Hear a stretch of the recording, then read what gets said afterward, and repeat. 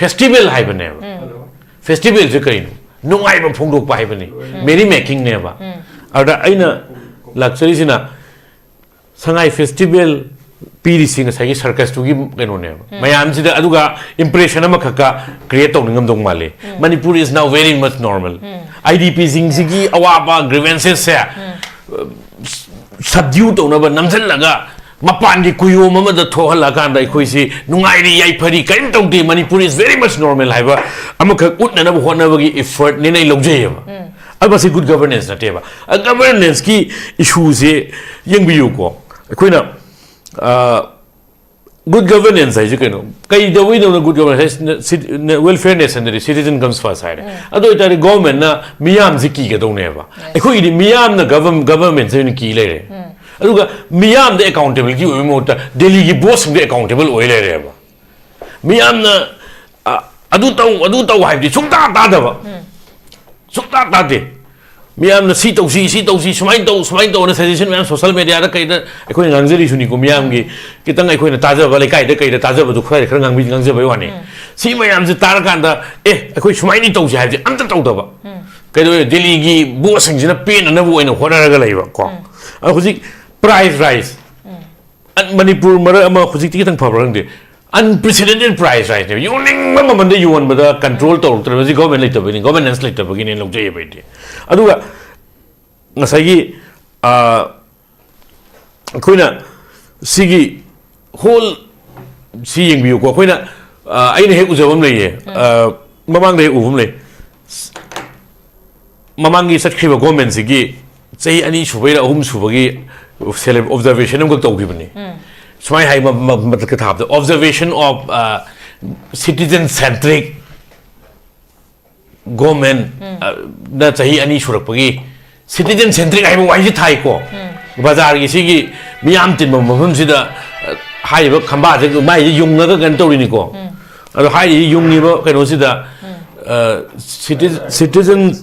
centric thari ba mai gi khoi gi yung ba yung bi he yung ni dana republic de yung ba independence de yung ba adu mai hujiki sarkar si lengak si chai ahum sure hai bi sida citizen centric thai ba hai ba citizen centric thari ba yung bi se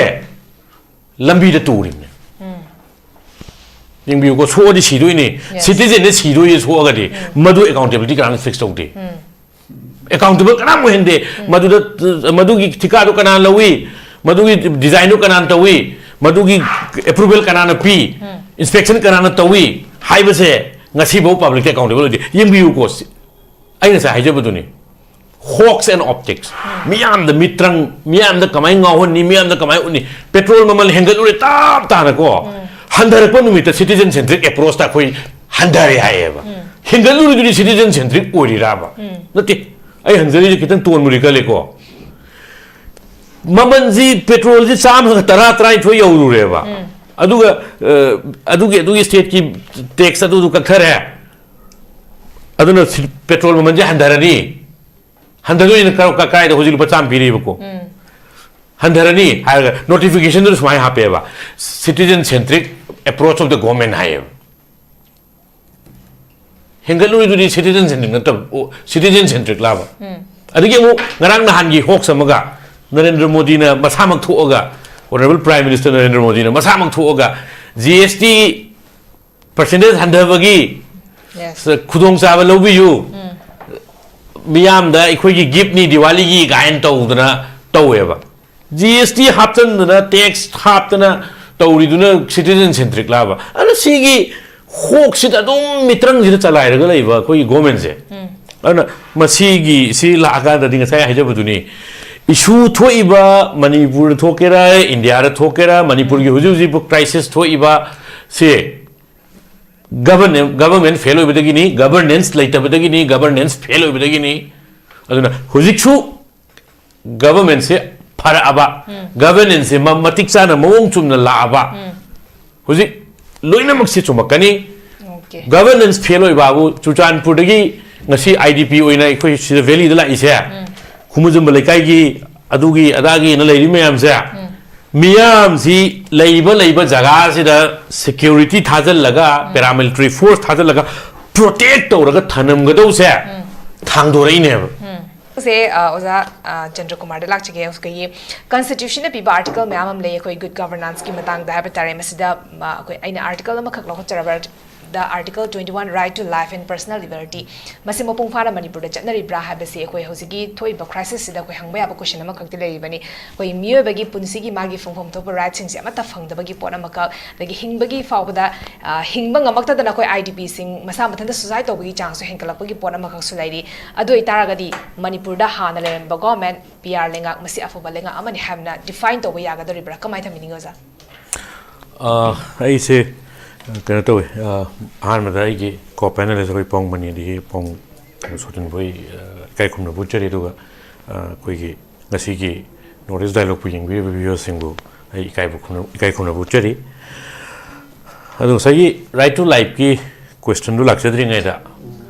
koi gi india si aina sum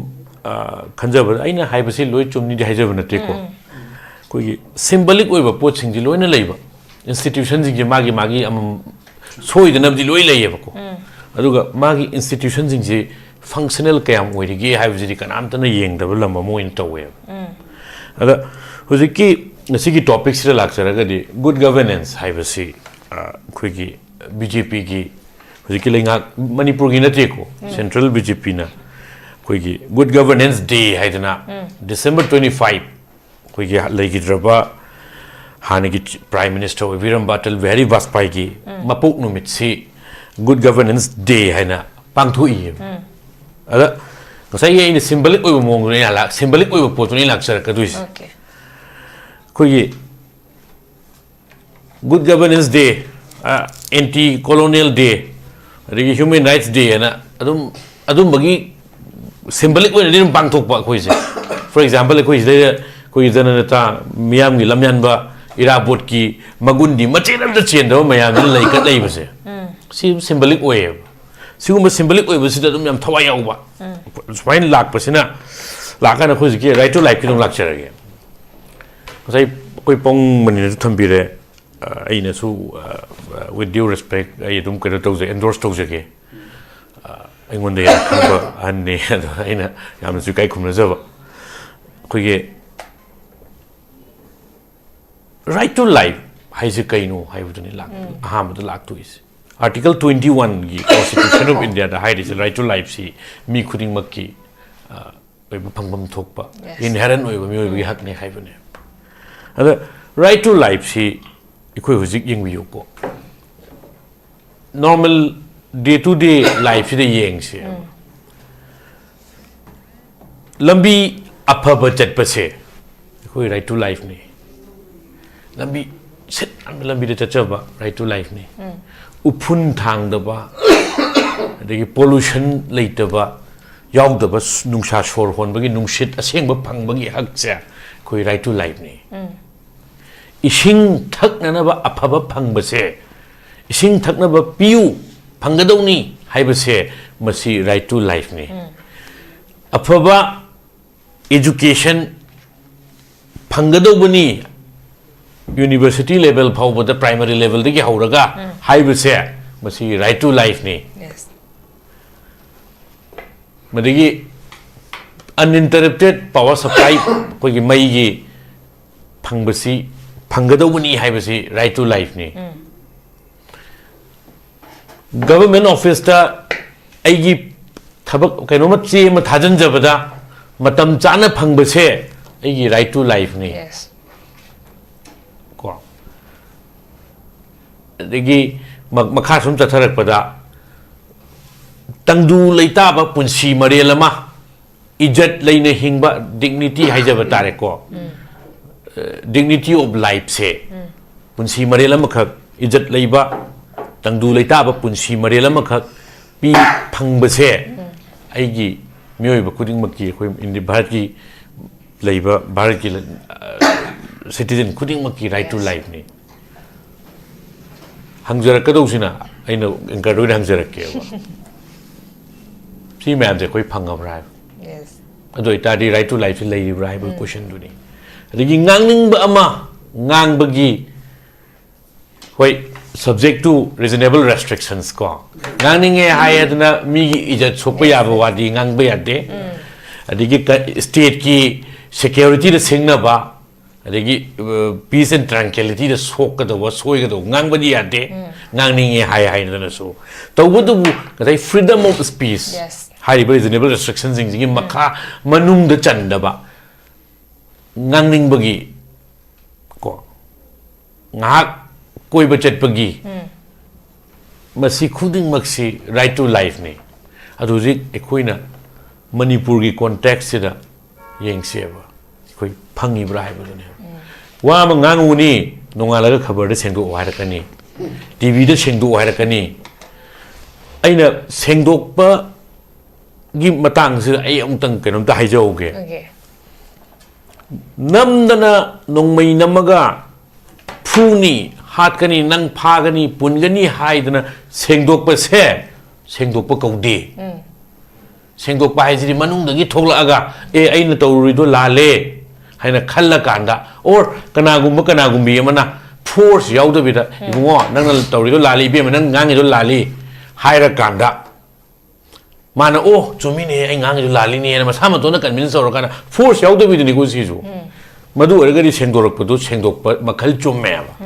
देखो इसी देता उड़ी city सेंगोक पसी अदो मैं आम सुखंग भी रंगों ने इन्हें पंजर हुए को अब ना खुशी इलाक से सिटी अदो ना सही आर्टिकल 21 की राइट टू लाइफ से मसी कयाम फंगी की हाई बसी आई ना सही एग्जांपल खर पिजबा मणिपुरी कॉन्टेक्स्ट ये इंगा गदी लंबी की फिबम को इशिंग की फिबम कोई इशिंग ले बतोक त्रिको इशिंग ले का थक बनी अदु नसाई पाउन जु पनबिबा वेलफेयर नेशन हाइबसिदा लाकदो इसी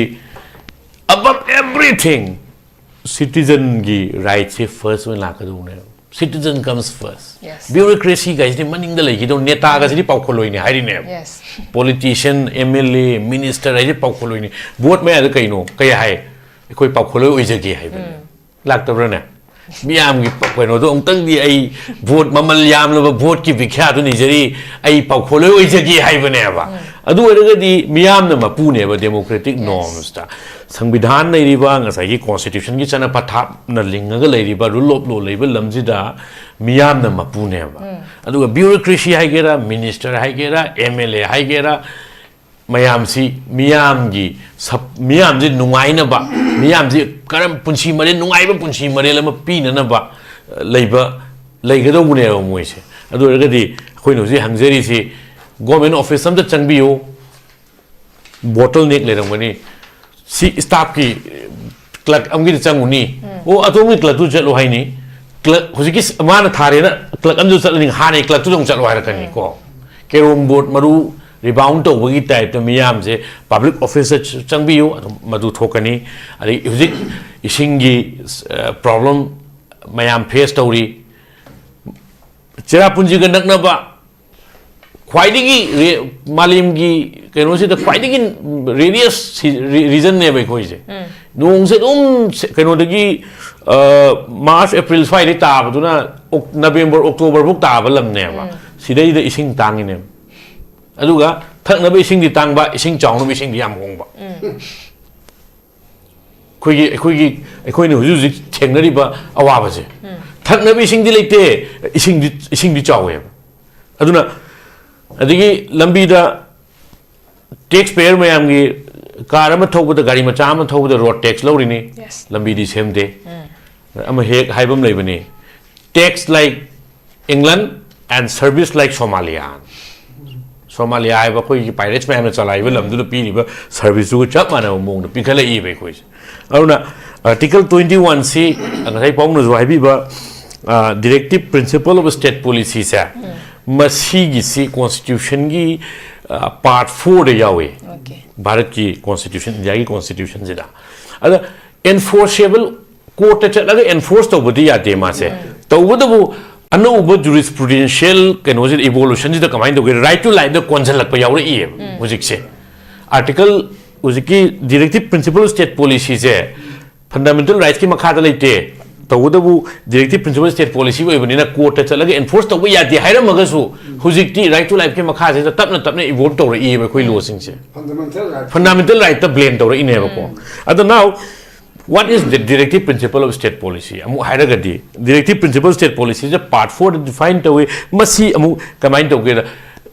government da lenga ki chukli pairi ba singsida miyam gi oiba legitimate expectations to ne hayeba miyam gi moina tawgada duty am cast tawbane ba duty the court chatraga su makoi da ngasai ningzingan ba realization point ne ba adu huji aina hangjaga dauna koi miyam na ngasi bu thagat liba humphusida fundamental rights ki provision directive principle of state policy sida miyam gi oiba lengak pa sing sida government sida legitimate state sida legitimate expectations ama sumaina define tawraga yauri haibase khangbi ba mla minister masing angtang thidok piyo masi kaide la e last electoral system da la e ba koi paung na nongma aiga privately thengna jab ai ningjing jabani ko pong if I na la laga su takpiyo koi proportionate representation na electoral reforms ki wari am khak to we ba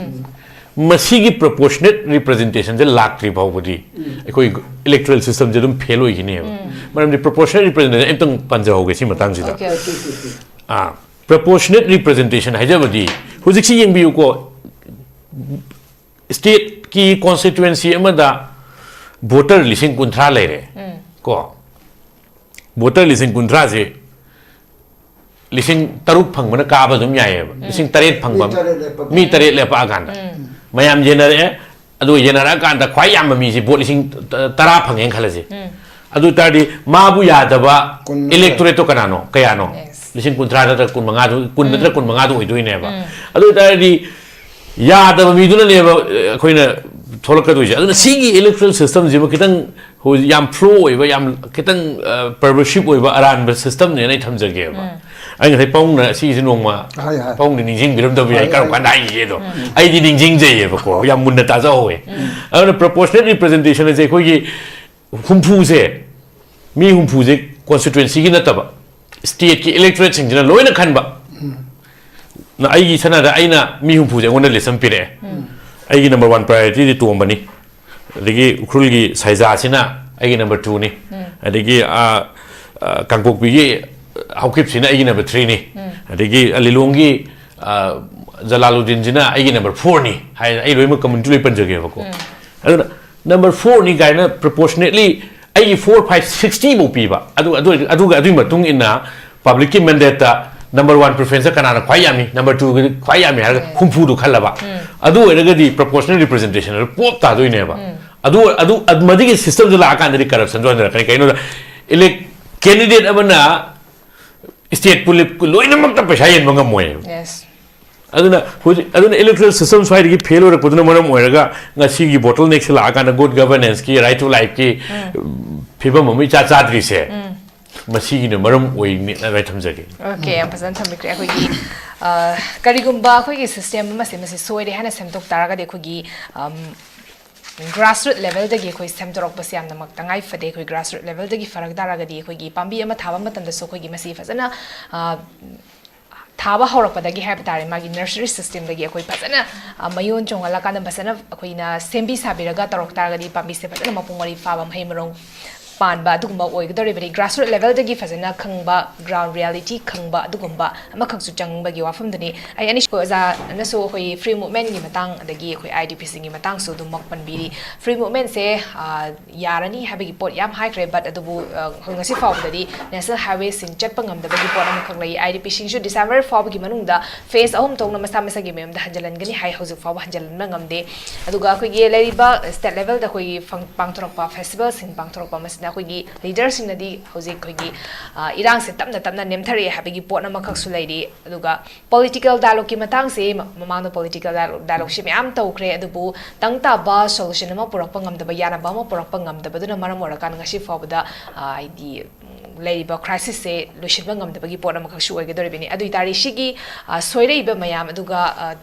kahani khoi gi government ama palamba aduga pr lenga ki matam da su mapung fa na hariba tawramba thabak sing sigi chapchaba solution ama purak pangam da basina maram morakan ko good governance ina Manipur crisis sige matangarba pokhum khoi solution purak na bagi matang da basina key solution oigani habagi pose masi kalai fo thaja bayai adui tardi khoi Manipur da leiri base khoi good governance anu to bad governance where is good governance conclusion point of view sagi topic se ju lak sage kharam bane sagi hujiki Manipur whole issues ya good governance later the tholok pune ba adu itara gadi issues e loisan ge haraga su good governance sange yes natra adi koina law and order gi kaino singak pung amakta ba leiram mi balai ngak sing sina phoi ka president rule su adigi hanagi government nei biramba khoi former chief minister nongthom birina lusing biramba lengak sina su governance mapung phana mawong tana chalairam dabdagi ne ba tholai rangse tholai ba crisis hoji law and order gi su oisanu adigi basic amenities governance number 1 how griba crisis me third ne haire ba si me third chida law and order gi situation je kamai lagi gi have ne ba 144 chalai na Sujanpur da release at khibane ba adu karamba rally community amagi against chat rally ne ba moina di ngasai gi adu gi rally du maitai gi ST demand sida high court ki order ama lak pa du gi adu gi nama thonga chat pai wa ne ba but huziki high river release ya it goes against one community ko aduna adu gi release mapung phana haugalak pada pat long thadat long gado ba chalan na suya ro ko hairong gado se chalan gi je kai gino government fail obini governance fail obini governance later ba gini ko adigi miam penedri se basic amenities ching da sungai koina ching da koina warong na ra easy kari gino governance fail obini basic amenities yoroktre ising phangde oja thabi rakte ngasai pongmani na haibiramba oja thabi rakte adigi doctor lehende pe ngasai health care yohonde adi tamdadi khara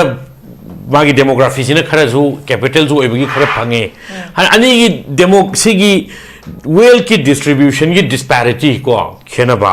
adigi governance ki disparity masigi khenaba mayam sina lakpa pot sidagi hauraga akhoi si ningma thungda basi mayam se lakpa dagi ne ba sigi crisis to is adu itaragadi crisis solution ge haraga zu good governance is the question is the solution now issue si yeng biu ko sagi sangai festival sinba yung priority se orange festival chiroi festival mayam sinba gi program ne roman gi amakhak lai sagi if you do not want revolt or pamdragadi give them bread and circus ana akhoi de tawri circus ne ba sigi tawris now idp singna mamitagi p chintharaga chaningba machaba phangdaba chaningba mahum jat phangdaba machanupa machana kainom chaning hai ba pijaba ngamdabagi awaba mayok na ringai sida sangai festival hayeba festival haibane festival je kaino nungai ba phongdok pa haibani merry making ne ba ada aina luxury sina sangai festival piri sing sagi circus tu gi kaino ne mayam sida aduga impression ama khaka create tong ngam dong male Manipur is now very much normal idp sing sigi awaba grievances se subdue to na ba namjal laga mapan di kuyo mama da thohala kan dai khoi si nungai ri yai phari kaim tong di Manipur is very much normal haiba amaka utna na hona bagi effort ne nai logje ba abasi good governance na teba governance ki issues e yeng biu ko khoina good governance ai jikeno kai da we no good governance welfare nation the citizen comes first side ado itari government na miyam ziki ga dong ne ba khoi di miyam na government se ni ki le re aduga miyam the accountability oi mo ta delhi gi boss the accountable oi le re ba miyam na adu taw hai di sukta ta da ba sukta ta de miyam na si tausi sumai tau na suggestion miyam social media da kai da akhoi ngangjari suni ko miyam gi kitang akhoi na taja ba le kai da taja ba du khai khar ngangbi ba wani si miyam ji tar kan da akhoi sumai ni tausi hai ji anta tau da ba kai do delhi gi boss sing jina pen na bo ina hona ra ga lai ba ko hoji price rise Manipur mara ama hujikti kitang phabrang de unprecedented price right now yawning mama mande yuan bada control to the government later bini governance later begin log jay bai de aduga ngasai gi koina sigi whole seeing view ko koina aina he ujabam leye mamang de ubum le mamang gi satkhiba government sigi chei ani subai ahum subagi celeb observation am ko tawkhibani smai hai matlab ka thap the observation of citizen centric government na chahi ani surakpagi citizen centric hai wai ji thai ko bazar gi sigi miyam tin mafam sida hai ba khamba je mai yung na ga gan tawri ni ko ado hai yung ni ba kaino sida citizen centric thari ba mai gi khoi yung bu yung bi he yung ni dana republic de yung ba independence de yung ba adu mai hujiki sarkar si lengak si sei ahum sure hai bu citizen centric thai ba hai ba citizen centric thari ba yung bi se lambi de turi ni yung bi ko so di si doi ni citizen de si doi so ga di madu accountability kan fix to de accountable kana mo hende madu gi thika do kana lawi madu gi design do kana tawi madu gi approval kana na pi inspection kana na tawi hai ba se ngasi bo public accountable de yung bi ko ai na sa hai jabu ni hawks and optics miyam the mitrang miyam the kamai ngawon ni miyam the kamai uni petrol mamal hengal ure tap ta na ko handar ko numita citizen centric approach ta koi handare hai ba hengal ure du citizen centric ori ra ba nati ai hanjari kitang ton muri ka le ko mamanji petrol ji cham tara trai thoi yoru re ba aduga state ki tax adu ka thare aduna petrol mamanji handarani handaro in ka kai da hojil pacham piri ko handarani ha notification do smai ha pe ba citizen centric approach of the government hai hengalu du citizen centric na citizen centric la ba adige mu ngarang na han gi hok samaga Narendra Modi na masamak thuoga honorable prime minister Narendra Modi na masamak thuoga GST percentage handabagi yes khudong chaba lobi yu miyam da ikhoi gi gift ni diwali gi gain tawdana taweba GST haptan na tax haptana tawriduna citizen centric laba ana sigi hok sit adum mitrang jira chalai raga leiba koi government se ana masigi si la aga da dinga sai hajabuduni issue thoiba Manipur thokera India ra thokera Manipur gi huju bu crisis thoiba se government fail hoibadagi ni governance leitabadagi ni governance fail hoibadagi ni aduna hujiksu government se phara aba governance se matik chana mawong chumna la aba hujik loina maksi chumakani governance fail hoiba bu Chuchanpur dagi ngasi IDP oina ikoi sida valley dala ise khumujum balaikai gi adugi adagi na leiri mayam se miyam si leiba jaga sida security thajal laga paramilitary force thajal laga protect tawraga thanam gadau se thangdorei ne masi aidi intention yaw male aduna masmaina aina aduna iroi loibada ngasai gi ngasi gi topics leiba governance is the only answer to Manipur crisis I fully endorse. Okay.